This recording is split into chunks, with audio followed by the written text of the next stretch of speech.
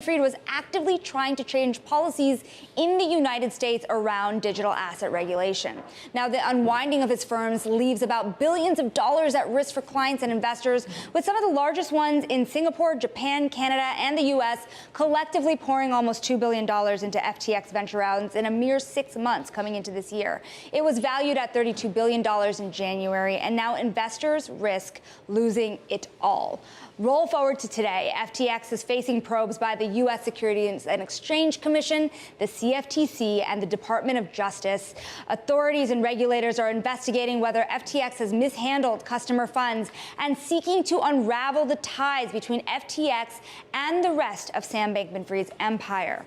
Now, many of the concerns surfaced on Friday after CoinDesk reported billions of dollars worth of ties between FTX and Alameda, the trading firm run by Sam Bank Friedman. And the major concern here was that FTT, a token issued by FTX, had accounted for a large chunk of the balance sheet at SBF's trading firm.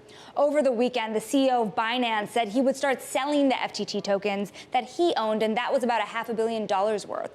But the token was under so much pressure, and issues really mounted here at a faster pace for FTX and SBF. Within days, the Binance CEO said he signed a letter of intent to acquire FTX, given the liquidity issues, but the value of the FTT token was crashing at that time. FTX is now facing a hole in its own balance sheet of about $8 billion. A person familiar with the matter told Bloomberg's Gillian Tan. Famed venture capital firm Sequoia has written down its investment to zero, and it's an indication that others might do the same.